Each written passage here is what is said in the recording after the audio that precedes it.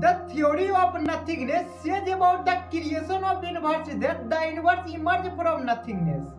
But not only the universe, there exists one more universe known as anti-universe.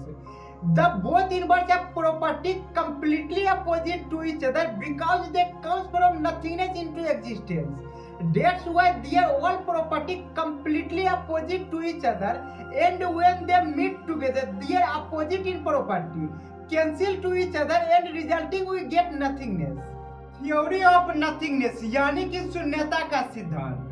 शून्यता का सिद्धांत हमें ब्रह्मांड के जन्म को लेकर यह बताती है कि ब्रह्मांड का जन्म शून्यता से हुई है,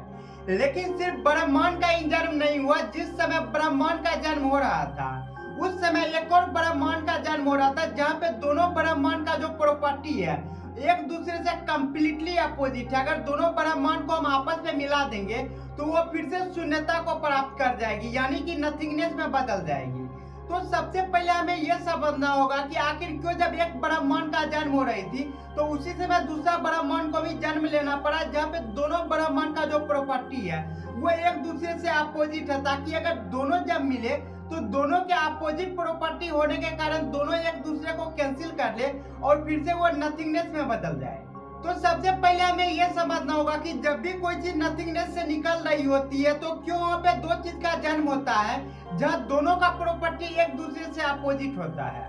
तो होता यह है कि जैसे ही नथिंगनेस से कोई चीज निकलना चाहती है तो उसी इंस्टेंट पे ग्रेविटी का जन्म हो जाता है, टाइम स्पेस का जन्म हो जाता है, और इन दोनों के जन्म का मतलब होता है वहाँ फिजिक्स का जन्म हो गया। तो जैसे ही वहाँ पे फिजिक्स का अगर जन्म हो जाता है तो फिजिक्स का जो बेसिक कंसेप्ट है वो अप्लाई होने लगता है। जो फिजिक्स का बेसिक कंसेप्ट है वो है मास ऑफ कंजर्वेशन का, यानी कि मास ऑफ कंजर्वेशन अलाउ ही नहीं करती कि नथिंगनेस से सिर्फ एक चीज निकले। अगर एक चीज निकल रही है तो उसके अपोजिट में एक और चीज को निकलना होगा जहाँ पे दोनों एक दूसरे को कैंसिल कर सके।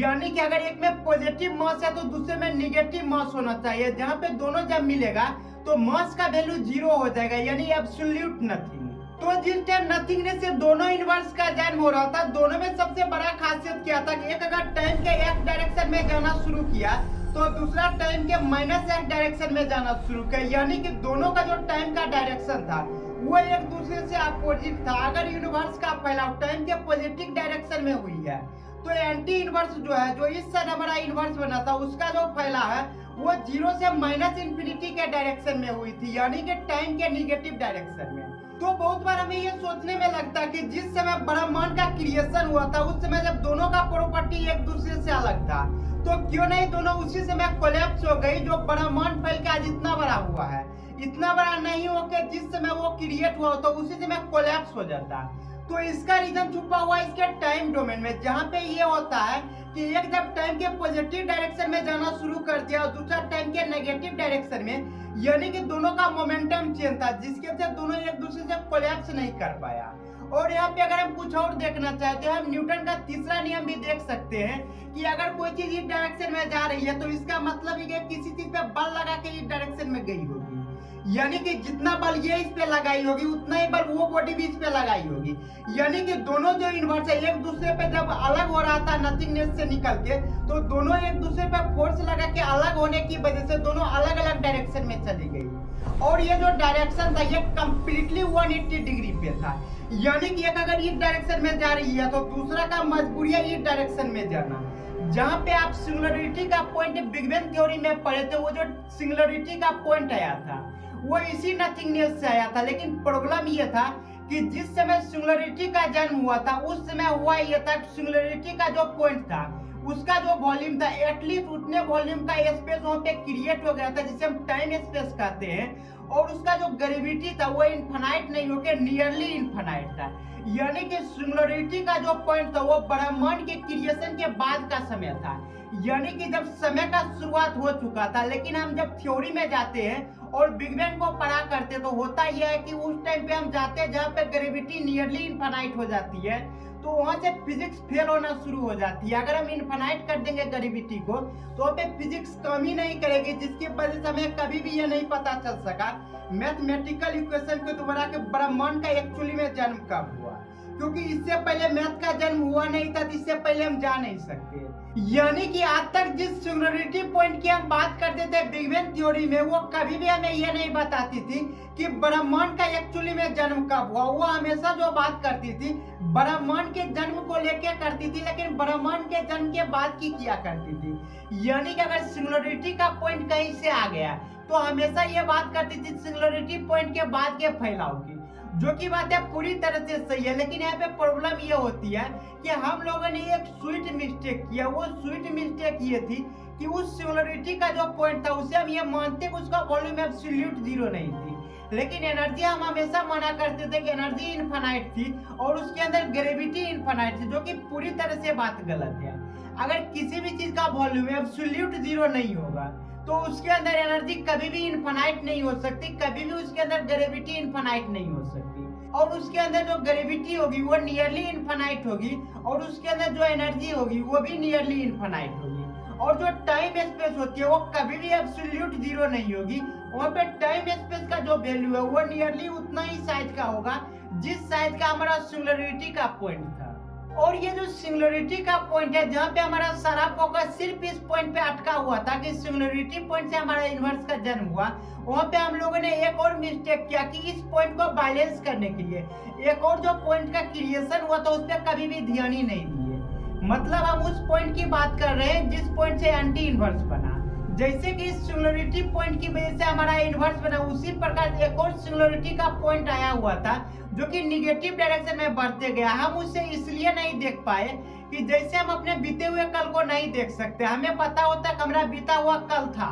लेकिन वो अब एग्जिस्ट नहीं करती। उसी प्रकार से ये होता है कि जब भी हम टाइम को जीरो पे से देखना शुरू करते हैं तो एक अगर टाइम के पॉजिटिव डायरेक्शन में बढ़ना शुरू हो गया तो जो टाइम के निगेटिव डायरेक्शन में बढ़ रही चीजें होते हैं उसे हम कभी भी देख नहीं पाते, जिसकी वजह से हमें हमेशा ये फील होता है कि कुछ ऐसा चीज ही नहीं हो सकता जो टाइम के निगेटिव डायरेक्शन में जा रही होती है। क्योंकि टाइम का जो डायरेक्शन होती है वो कभी भी निगेटिव या पॉजिटिव नहीं होती, इसका जो डायरेक्शन होती है वो हमेशा फॉरवर्ड होती है, यानी कि पॉजिटिव होती है। लेकिन जब कहीं पे भी हम रुक के ऑब्जर्व करने लगते हैं तो हम ये बताते हैं कि हमारा जो आने वाला टाइम है वो टाइम का पॉजिटिव डायरेक्शन है, और जहाँ पे हमारा प्रेजेंट है ये टाइम का एब्सोल्यूट जीरो डायरेक्शन है, और इससे अगर पहले जाएंगे तो हम पास्ट में चले जाएंगे यानी टाइम के निगेटिव डायरेक्शन में। तो कुछ इसी प्रकार का कंसेप्ट हमारे यूनिवर्स पे भी लागू होता है, जहाँ पे ये देखा जाता है कि हमारा जो यूनिवर्स है वो एक सिंगुलरिटी पॉइंट से बढ़ना शुरू किया जहाँ टाइम जीरो से लेकर ये टाइम के इंफिनिटी डायरेक्शन में जा रही है। वहीं पे जो एंटी यूनिवर्स का फैला है वो टाइम के जीरो डायरेक्शन से लेके टाइम के माइनस इंफिनिटी डायरेक्शन में जा रही है, जहाँ पे दोनों एक दूसरे से कम्प्लीटली अपोजिट जा रही है, जिसकी वजह से हम कभी भी एक दूसरे को देख नहीं सकते।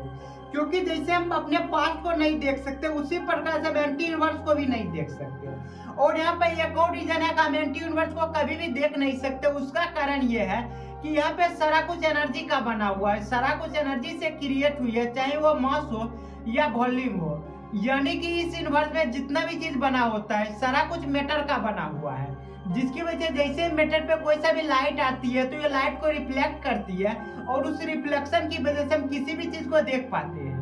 लेकिन एंटी यूनिवर्स में इसका कहानी उल्टा है। एंटी यूनिवर्स में अगर कहीं से भी प्रकाश आ रही है तो अगर सारा बॉडी एंटी मैटर का बना हुआ है तो जैसे उस पर प्रकाश आती है तो उसको रिफ्लेक्ट नहीं करके कंप्लीटली रूप से उसको अवशोषित कर लेती है। यानी कि प्रकाश वहाँ पे जरा सा भी रिफ्लेक्ट नहीं होती, जिसकी वजह से हम कभी भी एक दूसरे को देख नहीं सकते,